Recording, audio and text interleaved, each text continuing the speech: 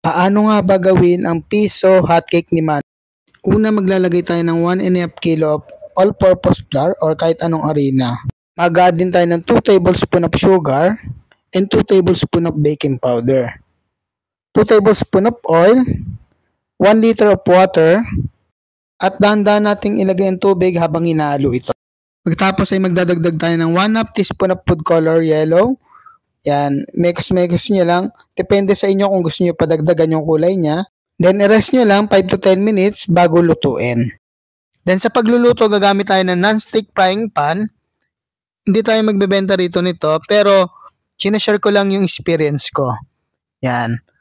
Magsusukat lang tayo ng, lulutuin muna natin is piso pancake. Yan. Kaya medyo maliit lang siya.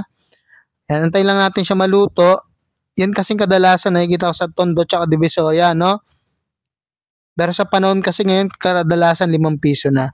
Advantages kasi pagbili online, mas mura kaysa sa mall dahil wala silang physical store at mostly direct supplier pa. Pangalawa, convenient kasi hindi mo na kailangan may pagsiksikan sa labas sa dami ng tao. Tipid sa oras, pangatlo, kasi hindi na kailangan maglibot-libot. Pang-apat, tipid sa pamasahe at tipid sa pagkain din. Kasi pag nagutom ka, mas malaki pa yung nagagastos mo sa pagkain kaysa dun sa binili mong item. Ma-realize mo pag nasa bahay ka na. At mostly, free shipping pa. Ayun yung malaking size na niluto ko, karamihan 5 piso, tigli 5. Isang beses lang ako nagluto ng kasize ng piso pancake. So, titikman na natin siya. Lagyan na natin ng star margarine para feel na feel ang hotcake ni Manong. Medyo lumamig na siyang konti kasi ligo pa tayo. Yan. Tapos, lagyan natin ng mas masarap to bagong luto eh. Kasi may ginawa pa tayo, naligo tayo. Kunting asukal. Grabe, ang sarap nito. Kalat yung kalat. Yun ang kalat niya, asukal.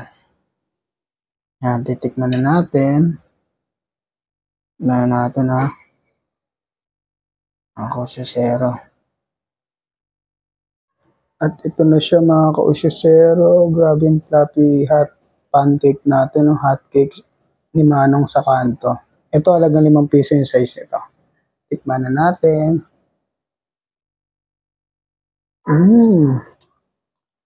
Thank you Lord. First bite. Fluffy siyang sarap.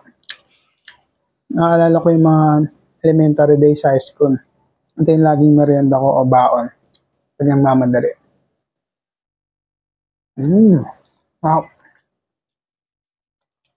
Nga pala, no? By the way, kung gusto mag-order ng non-stick frying pan, ha?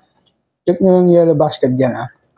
Comment ka naman dyan sa baba kung mahilig ka rin sa kanto hotcake ni Manong. Maraming salamat. Follow po mo. God bless.